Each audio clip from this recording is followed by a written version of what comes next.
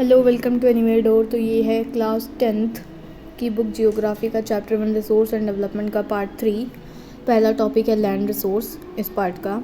We live on land, we perform our economic activities on land and we use it in different ways. हम ज़मीन पे रहते हैं, हमारी जितनी भी इकोनॉमिक एक्टिविटीज़ है, बिल्डिंग खड़ी करना, फैक्ट्रीज़ वगैरह खड़ी करना, रोड्स वगैरह जो भी कुछ बनाना, ये सारी इकोनॉमिक एक्टिविटीज़ हम लैंड पे करते हैं और हम लैंड को और भी काफ़ी सारे अलग अलग वेज़ में यूज़ करते हैं। दस land is a natural source of utmost importance. इसीलिए लैंड एक नेचुरल सोर्स और काफ़ी ज़्यादा इम्पॉर्टेंट है, बहुत ज़्यादा मतलब इम्पोर्टेंस रखता है। It supports natural vegetation, wild life, human life, economic activity, transport and communication system. क्योंकि हमारी जितनी भी नेचुरल वेजिटेशन है वो सारी लैंड पे होती है, वाइल्ड लाइफ जितनी भी है वो सारी लैंड पे रहती है, ह्यूमन लाइफ सारी लैंड पे एग्जिस्ट करती है। जो इकोनॉमिक एक्टिविटी जैसे बताया था, बिल्डिंग फैक्ट्रीज खड़ी करना, रोड वगैरह बनाना, ये सारा जो है लैंड पे होता है। ट्रांसपोर्ट सिस्टम लैंड पे चलता है, कम्युनिकेशन सिस्टम लैंड पे चलता है। However, land is an asset of a finite magnitude. Therefore, it is important to use available land for various purpose with careful planning. अब इतने सारे यूजेस है, इतना इंपॉर्टेंट है लैंड, और लैंड हमारे पास फाइनाइट है, ऐसा नहीं कितना भी है, लैंड हमारे पास फाइनाइट है। जैसे कि मैप में देखते हो, आपको मैप में दिखता है हमारे पास कितना लैंड है या पूरे वर्ल्ड में कितना लैंड है, तो लैंड हमारे पास फाइनाइट है। तो इसलिए इम्पॉर्टेंट है कि हम लैंड को प्रॉपर प्लानिंग के साथ यूज़ करें। India has a land under a variety of relief features, namely mountain, plateau, plain and islands. India में लैंड काफ़ी सारे अलग अलग रिलीफ फीचर्स में डिवाइडेड है, यानी कि लैंड जो है वो कई सारे टुकड़ों में बटा हुआ है। कुछ लैंड माउंटेन रीजन में है, मतलब कुछ लैंड पे माउंटेन रीजन है, कुछ पे प्लेट्यू, प्लेन वगैरह ये सब। About 43% of land area is plain. 43% land area हमारा प्लेन है, जिससे हमें एग्रीकल्चरल और इंडस्ट्रियल फैसिलिटी मिलती है। ये इंपॉर्टेंट है, यहाँ पर पूछ सकते हैं कितना जो है कितने परसेंट कौन सा लैंड है और क्या हम उसकी मतलब क्या एडवांटेज है। तो 43% जो है वो लैंड है वो प्लेन है, जिसके कारण हमें क्या एडवांटेज होती है, वो हमें एग्रीकल्चर और इंडस्ट्रीज़ वगैरह की फैसिलिटी प्रोवाइड करता है। 30% माउंटेन है, ठीक है, जो कि हमें जो है रिवर्स का फ्लो देता है और हमें टूरिज़्म के लिए भी जो है फैसिलिटी प्रोवाइड करता है, और इकोलॉजिकली भी काफ़ी ज़्यादा अच्छा है माउंटेन्स। अबाउट 27% एरिया कंट्री का जो है वो प्लेट्यू रीजन है। It possesses rich reserves of mineral, fossil fuel and forest. मतलब ये जो 20% प्लेट्यू रीजन है, यहाँ पर काफ़ी सारे में जो है अच्छे अच्छे मिनरल्स, फॉसिल फ्यूल वगैरह मिलते हैं, फॉरेस्ट भी यहाँ पर होते हैं, ठीक है। अब लैंड यूटिलाइजेशन की, लैंड जो है टोटल वो कैसे यूटिलाइज हो रहा है, इतने परसेंट लैंड पे ये है, ये तो बता दिया, बट फिर भी और थोड़ा जो रिसोर्सेज है लैंड के, वो किन किन पर्पस के लिए यूज़ हो रहा है ये बता रहे हैं। तो जो लैंड है उसको सबसे पहले हम फॉरेस्ट के लिए यूज़ करते हैं। दूसरा हम जो है लैंड जो है, मतलब पहले तो जो है फॉरेस्ट के लिए यूज़ होता है लैंड। दूसरा है जो वो लैंड भी होते हैं जो कल्टीवेशन के लिए अवेलेबल नहीं होते, तो उस कैटेगरी में भी लैंड को यूज़ किया जाता है, ठीक है। वो लैंड भी कैसा होता है, बेरन और वेस्ट लैंड होता है, यानी कि वेस्ट होता है, बिल्कुल बंजर ज़मीन। और उसमें एक और पार्ट है लैंड जो नॉन एग्रीकल्चरल यूजेस के लिए लगाया जाता है, जैसे बिल्डिंग, रोड, फैक्ट्रीज। अब मतलब लैंड को हम किस किस रूप में यूटिलाइज़ करते हैं, ठीक है। तो पहला, कुछ लैंड जो है वो फॉरेस्ट में है, ठीक है, कुछ लैंड्स पे यानी कि फॉरेस्ट है। कुछ लैंड ऐसा है जो कल्टीवेशन के लिए हमारे पास अवेलेबल नहीं है, जिनमें हम बंजर ज़मीन को इंक्लूड करते हैं, या फिर हमारे जो रोड्स हैं, जहाँ पर रोड्स बनी है, बिल्डिंग फैक्ट्रीज बनी है, वो सारा, ठीक है। तीसरा हम लैंड जो है वो अनकल्टिवेटेड लैंड भी होता है। फेलो लैंड को भी यहाँ पर नहीं गिन रहे हैं, फेलो लैंड क्या है ये भी हम नीचे पढ़ेंगे। तो तीसरा लैंड जो है वो अनकल्टिवेटेड लैंड है, जो कल्टिवेट नहीं हुआ, ठीक है। उसमें भी 3 है, अनकल्टिवेटेड में भी पहला आ जाता है permanent pasture and grazing land, जो परमानेंटली जो है गाय वगैरह उनके ग्रेजिंग के लिए, चारे वगैरह के लिए है। और दूसरा आता है land under miscellaneous tree crops, वो लैंड जहाँ पर सडन कुछ भी पेड़ पौधे उग जाते बिना उगाए, ठीक है, ये सब झाड़ी वगैरह उड़ जाती नहीं, उग जाती है, वो है, ठीक है। अनकल्टिवेटेड में वो भी इंक्लूड होता है। और एक होता है culturable waste land. Culturable waste land ये होता है जिसको left uncultivated for more than 5 agricultural year, जिसको हम 5 साल से ज़्यादा बिना खेती के रखते हैं, यानी उस जिस ज़मीन पर 5 साल से ज़्यादा हो जाए और खेती ना हो, वो कल्चरेबल वेस्ट लैंड होता है। तो ये अनकल्टिवेटेड लैंड में आगे हम कैसे लैंड्स को यूज़ करते हैं। अब आता है चौथा फैलो लैंड्स, ठीक है। करंट फैलो लैंड्स क्या होते हैं, लेफ्ट विदाउट कल्टिवेशन फॉर 1 और लेस देन 1 एग्रीकल्चरल ईयर।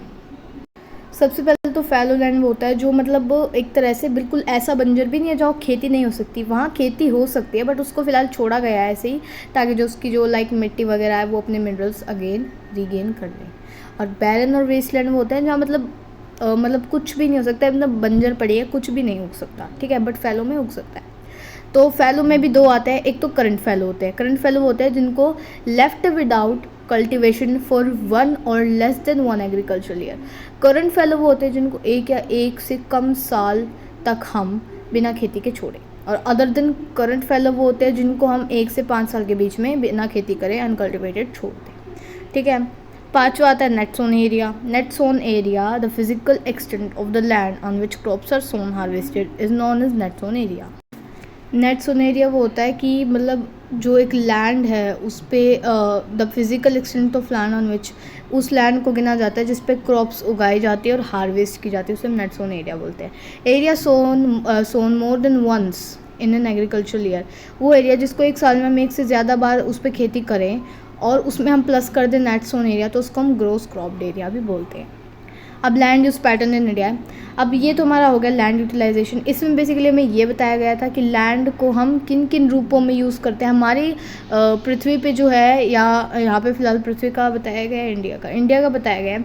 तो जो लैंड है वो फ़िलहाल हमारे इंडिया में किन किन रूपों में है, फॉरेस्ट के रूप में भी है और ऐसे लैंड के रूप में भी है जिन पे कल्टीवेशन नहीं हो सकती, जैसे बैरन वेस्ट लैंड, या फिर वो लैंड जिन पे हमने बिल्डिंग, रोड्स, फैक्ट्री, अदर चीज़ें जो है खड़ी कर ली है, या फिर अनकल्टिवेटेड, ठीक है, जिन पे हम जो है खेती नहीं कर रहे हैं, ठीक है, जिन पे ऐसी अभी कुछ भी ट्री क्रॉप्स अपने आप उग जाती है, या ग्रेजिंग लैंड है, ठीक है, और फैलो लैंड्स वगैरह आगे। Land use pattern in India. The use of land is determined both by physical factors such as topography, climate, soil type, as well as human factors such as population density, technological capability, and culture and tradition, etc. The use of land मतलब जो land है उसका use भी कई सारे factors पे depend करता है, जैसे उसकी टोपोग्राफी कैसे, वहाँ नेचुरल चीज़ें कैसी, अभी जो भी कुछ आर्टिफिशियल चीज़ें लगाई गई है, जो भी कुछ वहाँ पर नेचुरल चीज़ें वो किस तरह अरेंज्ड हैं, वो सारी इसकी टोपोग्राफी देखी जाती है। क्लाइमेट देखा जाता है, सॉइल का टाइप देखा जाता है कि उस एरिया में किस टाइप की सॉइल है, एज वेल एज उसकी ह्यूमन फैक्टर भी देखे देखे जाते हैं, जैसे कि कितनी पॉपुलेशन है, कैसी टेक्नोलॉजी है वहाँ पर, या फिर कैसा कल्चर ट्रेडिशन है, ये सब। अब यहाँ पर जो है एक आपको दिया है सोर्स, ठीक है, कि 1960 से 61 में ये जो लैंड है ये कितना था, इतना मतलब जैसे फॉरेस्ट है मान लो, तो 1960 से 61 में जो फॉरेस्ट है वो 18.11 था, और अब 2014 से 15 में ये 23% हो गया, यानी कहीं ना कहीं बढ़ा है।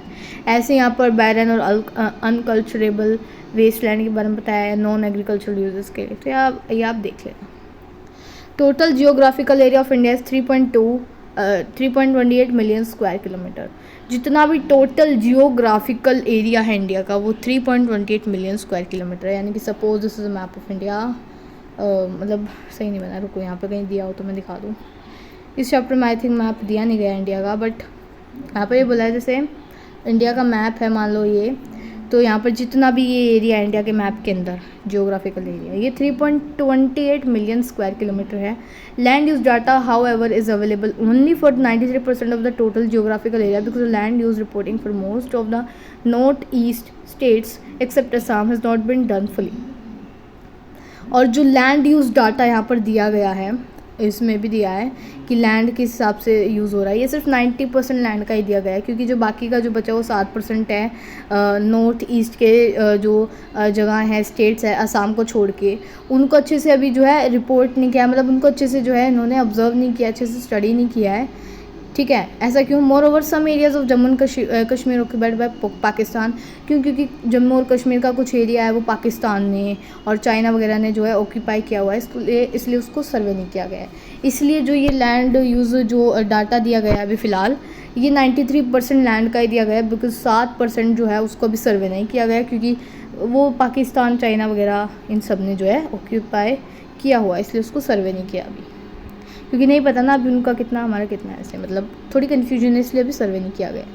The land under permanent pasture has also decrease, और जो परमानेंट अब यहाँ पर इसी जो डाटा में जो दिया गया है ये सब बता रहे हैं कि जो परमानेंट पेस्चर लैंड थे वो भी कम हो गए हैं, ठीक है। यानी कि जो लाइक ग्रेजिंग का जो लैंड था चराने वगैरह वगैरह का एनिमल्स का, वो भी कम हो गया है, जैसे कि यहाँ पे बताया गया होगा। अभी हम इसको इतना डिटेल में नहीं पढ़ेंगे, कुछ टाइम लग जाएगा, आप खुद भी देख सकते हो। ठीक है, तो यहाँ पर कहाँ है परमानेंट पेस्टल लैंड, ये पर्पल कलर से। हाँ, तो ये पहले देखो 4.71 था और अब 3.3 हो गया, काफ़ी कम हो गया। ठीक है, तो यहाँ पे ये बताया गया है how are we able to feed our huge cattle population on this pasture land and what are the consequences of it। यहाँ पर ये बोला है कि अब जैसे परमानेंट पेस्चर लैंड जो है वो कम हो गया है, यानी कि जहाँ पर हम अपने एनिमल्स को ग्रेज वगैरह कराते थे वो कम हो गया है, तो हम अब हमारी जो इतनी बड़ी जो पॉपुलेशन है कैटल की, उसको हम कहाँ खिलाएंगे और उसके क्या परिणाम होंगे। Most of the other than the current fallow lands are either of poor quality और the cost of cultivation of such land is very high. अब जितना भी current fallow most of the other than current fallow land, यानी कि जो other than current fallow land है, यानी कि जिसको हमने 1 या 5 साल से बीच के अंदर अनकल्टिवेटेड रखा है, वो लैंड जो है जनरली पुअर क्वालिटी का होता है, या फिर उसकी जो कॉस्ट ऑफ कल्टिवेशन है, उसको अच्छे से कल्टिवेशन कराने की जो कॉस्ट है वो बहुत ज़्यादा हाई होती है। Hence these lands are cultivated once or twice in about 2 to 3 years। इसलिए इनको जो है 1 से 2 बार ही जो है कल्टिवेट कराया जाता है 2-3 साल में। And if these are included in the net sown area then the percentage of NSA in India comes to about 54% of the total reporting area. और अगर इनको हम इंक्लूड कर लें नेट सोन एरिया में, इन सारे कल्टिवेटेड लैंड को जो यहाँ पर बताया है, तो जो है टोटल जो NSA की परसेंटेज है इंडिया में वो 54% हो जाएगी टोटल रिपोर्टिंग एरिया की। यानी कि हम ये जो लैंड है other than current fallow land, अगर इनको हम कल्टीवेट कराते हैं, तो अगर हम इनको NSA में इंक्लूड करेंगे इस लैंड को, तो NSA की जो टोटल परसेंटेज है वो 54 हो जाएगी। NSA means net sown area. ठीक है, the pattern of net sown area varies greatly from one state to another. हर स्टेट का नेट सोन एरिया बदलता रहता है। It is over 80% of the total area in Punjab and Haryana and less than 10% in Arunachal Pradesh, Mizoram, Manipur and Andaman Nicobar islands. जैसे पंजाब है, हरियाणा है, इनमें जैसे suppose this is Punjab, and Punjab का मान लो जो ये इतना 80% एरिया है ना पूरा नेट सोन एरिया में होता है, यानी कि पंजाब हरियाणा जैसे स्टेट में उनका जो टोटल एरिया है ना उसका 80% नेट सोन में आता है। यानी कि पंजाब हरियाणा जैसे स्टेट्स में टोटल पूरा जितना भी एरिया उसमें से 80% ज़मीन पर जो है खेती होती है। और अरुणाचल प्रदेश, मिज़ोरम, मणिपुर, अंडमान निकोबार आइलैंड जैसी जगहों पर जो है 10% से भी कम एरिया पर खेती होती है। Forest area in the country is far lower than the desired 33% of the geographical area, as it was outlined in National Forest Policy 1952. It was considered essential for maintenance of the ecological balance. यानी कि जो national forest policy है 1952, वो ये कहती है कि जितना भी टोटल जियोग्राफिकल एरिया है उसका 33% जो है वो कितना होना चाहिए था, फॉरेस्ट एरिया होना चाहिए। बट ऐसा है क्या? नहीं है। 1960 से 61 में तो ओनली 18% ही था और 2014-15 में ओनली 23.3 है। बट जो है नेशनल फॉरेस्ट पॉलिसी 1952 ये कहती है कि ये एटलीस्ट 33% तो होना ही चाहिए था, बट ऐसा नहीं है। और ये ऐसा इसलिए चाहती है क्योंकि जो है फॉरेस्ट इकोलॉजिकल बैलेंस को मेंटेन करते हैं और the livelihood of millions of people who leave on the fringes of these forest depends upon it. जितने भी लोग हैं, जितने भी लाखों लोग हैं जो इन फॉरेस्ट पे रहते हैं, मतलब फॉरेस्ट पे नहीं फॉरेस्ट में रहते हैं, ठीक है, उनका जो लाइवलीहुड है वो इसी से चलता है, जंगलों से ही चलता है। जो जंगलों में रहते हैं लोग है ना, उनका सारा खाना वगैरह यहीं से आता है। फॉरेस्ट ही नहीं होगा तो फिर वो कहाँ से जिएंगे। A part of the land is termed as waste land and land put to no other non agricultural uses. तो यहाँ पर ये बोल रहे हैं a part of the land is termed as waste land and land put to other non agricultural uses. Waste land includes rocky, arid and desert areas and land put to other non-agricultural uses include settlements, road, railway, industry, etc. अब आपने 2 terms पढ़ी थी, ठीक है, waste land और land put to other non agricultural uses. तो waste land वैसे तो मैंने वहाँ बता दिया था कि वो वेस्ट लैंड यहाँ पर कुछ उग नहीं सकता, वो एरिया होता है। और नॉन एग्रीकल्चरल यूजेस के लिए जिस लैंड को लगा दिया जाता है वो होता है जहाँ पर हम रोड, रेलवे ये सब खड़ा करते हैं। बट यहाँ पर अभी आपको थोड़ा डिटेल में बता रहे हैं कि वेस्ट लैंड और land put to other non agricultural uses क्या है। Waste land include rocky, arid and deserted areas and land put to other non agricultural uses include settlement, road, railway, industry etcetera. Waste land वो होते हैं जिसमें मतलब ऐसे पत्थर वगैरह पड़े रहते हैं, डेजर्टेड सा सूखा सूखा सा एरिया रहता है, और बिल्कुल सा मतलब ऐसे बहुत सारे वहाँ रॉकी रॉकी सा होता है, यानी कि बहुत पत्थर पड़े रहते हैं और सूखा रहता है एकदम जैसे डेजर्ट होता है। और non land put to other non agricultural uses में होता है वही सेटलमेंट, जहाँ पर लोग सेटलमेंट बना लेते हैं, घर वगैरह, रोड जहाँ बनते हैं, रेलवे, इंडस्ट्री, ये सब। तो ये होता है हमारा land put to other non agricultural use.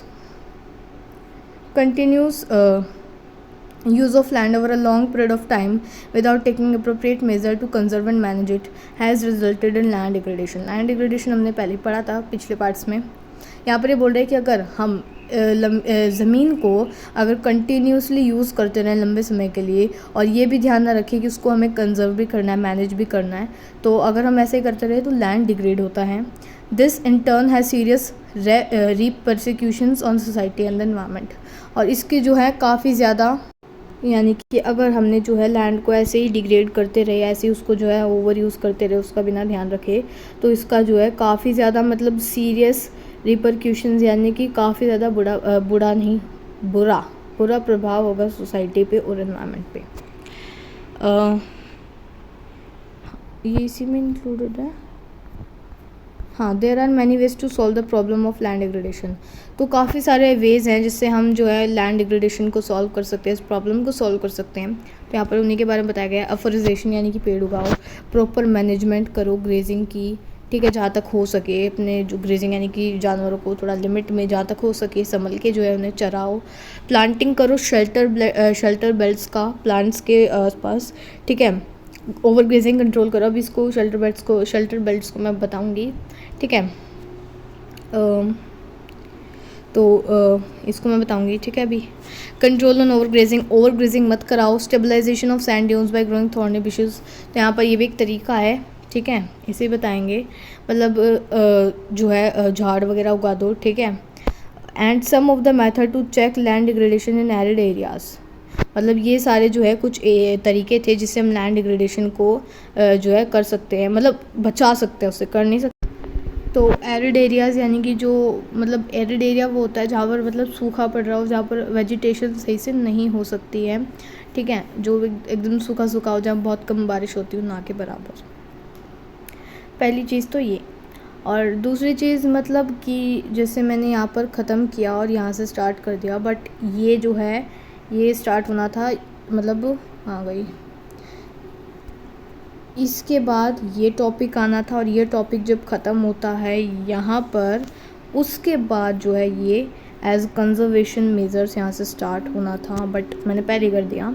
But चलो ठीक है, अभी इतना मैंने ज़्यादा पढ़ाया भी नहीं है, ठीक है। तो यहाँ पर ख़त्म होके कि जो है अगर हम लैंड डिग्रेडेशन करेंगे तो इसका काफ़ी ज़्यादा बुरा प्रभाव होगा एनवायरनमेंट और सोसाइटी पे, ठीक है। यहाँ पे ख़त्म हो गया। अब land degradation and conservation measures जो हैं वो हम अभी कर लेते हैं। Land degradation and conservation measures. We have shared our land with the past generation and will have to do so with the future generation too. हमने अपनी जो ज़मीन है उसको हमारी पास्ट जनरेशन के साथ शेयर किया और हमारी आने वाली फ्यूचर जनरेशन के साथ भी शेयर करना पड़ेगा। 95% of our basic needs for food, shelter, clothing are obtained from land. हमारी जो 95% बेसिक नीड है जैसे कि खाना, रहना, कपड़े, ये सारा ज़मीन से आता है। Human activity have not only brought about degradation of land but have also aggravated the pace of natural forces to cause damage to land. Human activity सिर्फ लैंड डिग्रेडेशन नहीं कर रही, बल्कि जो नेचुरल जो फोर्सेस हैं, नेचुरल जो चीज़ें होती हैं जो अपने जो है हिसाब से होती हैं नेचुरली, उसको भी हमने तेज़ कर दिया है। Some human activities such as deforestation, overgrazing, mining and quarrying too have contributed significantly in land degradation. हमारी ह्यूमन एक्टिविटी है कुछ, जैसे कि माइनिंग करना, खोदना वगैरह, ठीक है, कुछ मिनरल्स पाने के लिए, या ओवरग्रेजिंग कराना एनिमल्स को, या फिर पेड़ काटना, इन सब से जो है लैंड डिग्रेडेशन होती है। Mining sites are abandoned after excavation work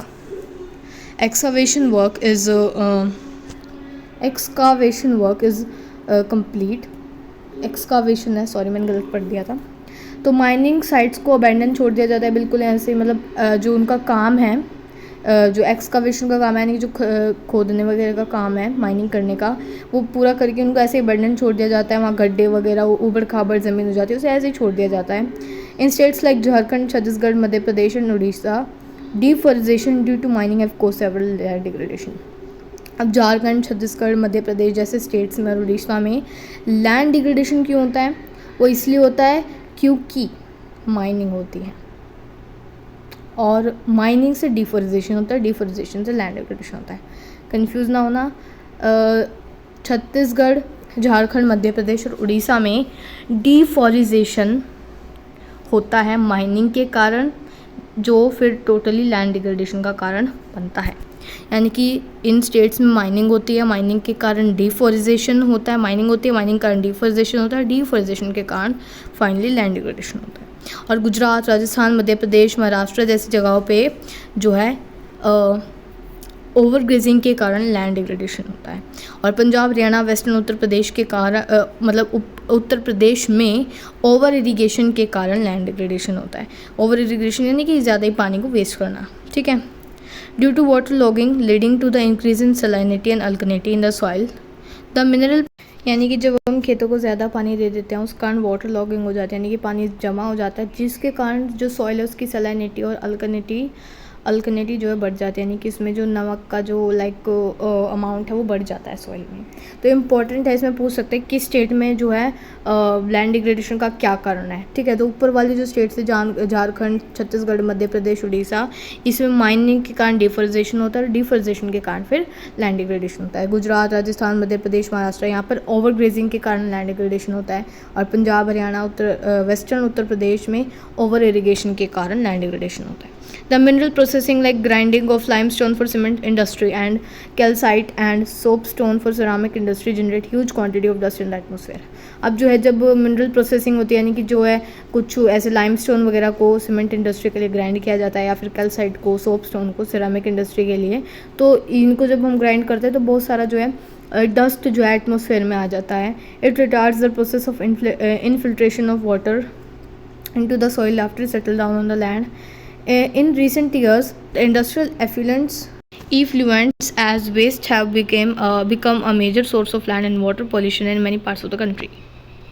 यानी कि मतलब इसमें ओवरऑल ये बोला गया है यहाँ से यहाँ तक कि जब हम सीमेंट इंडस्ट्री के लिए जो है लाइमस्टोन को जो है ग्राइंड करते हैं, या फिर सिरेमिक इंडस्ट्री के लिए कैल्साइट और सोपस्टोन को ग्राइंड करते हैं, तो इसके कारण जो एटमॉस्फेयर है उसमें बहुत ज़्यादा डस्ट पार्टिकल आ जाते हैं, क्योंकि इनको ग्राइंड करते हैं तो काफ़ी ज़्यादा डस्ट बनती है जो एटमॉस्फेयर में फैल जाती है। और फिर ये जो पानी की जो इनफिल्ट्रेशन है उसको, the process of infiltration of water, मतलब जो है फिर पानी जो फिल्ट्रेट होता है उसको इनफिल्ट्रेशन प्रोसेस में चेंज कर देती है, जिसके कारण सॉइल ख़राब जाती है। जैसे फॉर एग्जांपल ये लैंड है हमारा, यहाँ पर जैसे सिरामिक इंडस्ट्री से सोपस्टोन, कैल्साइट और लाइमस्टोन, इन सब की जो है डस्ट पार्टिकल आकर ज़मीन पर जम जाते हैं, और जब ये जम जाते हैं तो फिर जो है यहाँ पर ये सेटल हो जाते हैं। और जब पानी गिरता है, हाँ कहाँ पे थे, रुको, हाँ, तो ये ऐसे जो है ये सारा जो है डस्ट पार्टिकल जमा हो जाता है इस पे, इन सब का, लाइमस्टोन वगैरह का, सोपस्टोन का, कैल्साइट का। और फिर जब ऊपर से पानी गिरता है तो जो है वो ऊपर जो मिट्टी होती है ना उस पे ही रह जाता है पानी, क्योंकि जब जम जाता है तो वो अंदर नहीं जा पाता ज़मीन के, और वो ऊपर मिट्टी पे ही रह जाता है, जिसके कारण मिट्टी जो है वो ख़राब होने लग जाती है। और ये बोला गया है कि काफ़ी ज़्यादा रिसेंट ईयर्स में जो है इंडस्ट्रियल इफ्लुएंस जो है, यानी कि जो इंडस्ट्रियल वेस्ट है उनके कारण जो है लैंड और वाटर पोल्यूशन बहुत ज़्यादा हुआ है काफ़ी सारे पार्ट्स में कंट्री के, और ये मेजर सोर्स भी बन गया था लैंड और वाटर पोल्यूशन का। अब आता है ये there are many ways to solve the problem. ये जैसे मैंने बताया था कि बहुत सारे तरीके हैं लैंड डिग्रेडेशन को सॉल्व करने के, यानी कि अफॉरेस्टेशन कर सकते हैं, पेड़ उगाओ, है ना, या फिर जो ग्रेजिंग है उसको जो है प्रॉपर मैनेजमेंट के साथ करवाओ, ठीक है, शेल्टर बेल्ट्स को प्लांट करो, ठीक है, ओवर ग्रेजिंग को कंट्रोल करो, stabilisation of sand dunes by growing thorny bushes, ठीक है। ये सारे जो मेथड्स हैं ना, इनसे हम लैंड डिग्रेडेशन को रोक सकते हैं एरिड रीजन में, जो सूखा एरिया पड़ा रहता है, सूखा जो डेजर्टेड टाइप का एरिया होता है, उसमें हम इन तरीक़ों से लैंड डिग्रेडेशन को रोक सकते हैं। एफोरेस्टेशन, पेड़ उगाओ, ग्रेजिंग को जो है मतलब एकदम से मैनेज करो, ठीक है। दो चीज़ें हैं, planting of shelter belts and stabilisation of sand dunes by growing thorny bushes. यहाँ पे इनको जान लो। जैसे प्लांटिंग ऑफ शेल्टर बेल्ट्स का मतलब होता है, कोई ढंग का कलर ले लेते हैं, हाँ, जिससे अब यहाँ पर जो है ये खूब सारी जो है ये ज़मीन है, अब ये ज़मीन है, हवा आएगी तो ये सारा उड़ जाएगा और लैंड डिग्रेडेशन होएगा। तो यहाँ पर जो ज़मीन है ना, इसके चारों तरफ ऐसे ऐसे करके पेड़ों को उगा दो, ठीक है, यहाँ भी, ठीक है, इस तरफ भी पेड़ों को उगा दो ऐसे, काफ़ी गंदे पेड़ हैं, ठीक है। और फिर जब हवा आएगी ना तो वो पेड़ों से गुजर कर जाएगी तो उसकी स्पीड बहुत कम हो जाएगी, जिसके कारण लैंड डिग्रेडेशन नहीं होगा। तो इस शेल्टर बेल्ट्स को प्लांट करना, ये है एक तरीका। और एक स्टेबलाइजेशन ऑफ सैंड ड्यून्स, यानी कि जो डेजर्टेड एरिया होता है, काफ़ी ज़्यादा रेत होती है, डेजर्ट देखा होगा, तो वहाँ पर जब हवा चलेगी तो ऑफकोर्स वो रेत जो है इतनी वो सारी उड़ेगी, लैंड डिग्रेडेशन होगा। तो उसको कंट्रोल करने के लिए थॉर्नी बुशेज यानी कि कांटेदार झाड़ी को उगाओ, ताकि जो है हवा की जो स्पीड है वो कम हो, ठीक है। अब आता है proper management of waste land control और माइनिंग, यानी कि जो वेस्ट लैंड है उनको अच्छे से मैनेज करो, ठीक है, उनका अच्छा यूज़ करो, ठीक है, माइनिंग एक्टिविटीज़ को कंट्रोल करो, ठीक है, और जितने भी जो इंडस्ट्रियल इफ्लुएंट्स हैं, यानी कि जितना भी इंडस्ट्रियल वेस्ट हैं, ठीक है, उन सबको अच्छे से डिस्चार्ज करो, अच्छे से डिस्पोज करो, ठीक है। एंड और ये सारे जो ट्रीटमेंट है, इनसे हम जो है लैंड और वाटर डिग्रेडेशन को कम कर सकते हैं इंडस्ट्रियल एरिया में और सब अर्बन एरियाज़ में। अब सब अर्बन एरिया, जैसे एक तो होता है रूरल एरिया, ठीक है, ग्रामीण क्षेत्र, एक होता है अर्बन एरिया, है ना, जो मतलब जहाँ पर खूब सारे मतलब अर्बन शहरी, एक होता है सब अर्बन। रूरल का मतलब तो पढ़ाई है, अपने पता है, ठीक है, जैसे कि ग्रामीण एरिया वगैरह। अर्बन जहाँ पर खूब सारी बिल्डिंग्स हो, बड़ी बड़ी मतलब ऐसे बिल्डिंग्स हो, बड़ी बड़ी फैक्ट्रीज हो, बड़ा अच्छा सा, वो अर्बन होता है। सब अर्बन वो होता है जहाँ पे गांव का तो नहीं, गांव जैसा तो नहीं होता, बट जैसा अर्बन होता है ना, बड़ी बड़ी बिल्डिंग्स, ऐसा भी नहीं होता, और नॉर्मली लोग रहते हैं, बट गांव जैसा भी नहीं होता, गांव से बेटर होता है, लेकिन अर्बन से थोड़ा नीचे, उसको हम सब अर्बन कहेंगे, ठीक है। आप इसे गूगल पे भी चेक कर सकते हो। तो यही था। अब सॉइल एज अ रिसोर्स हम नेक्स्ट पार्ट में कंप्लीट करेंगे। अब नेक्स्ट पार्ट में हम अपना चैप्टर पूरा कर लेंगे।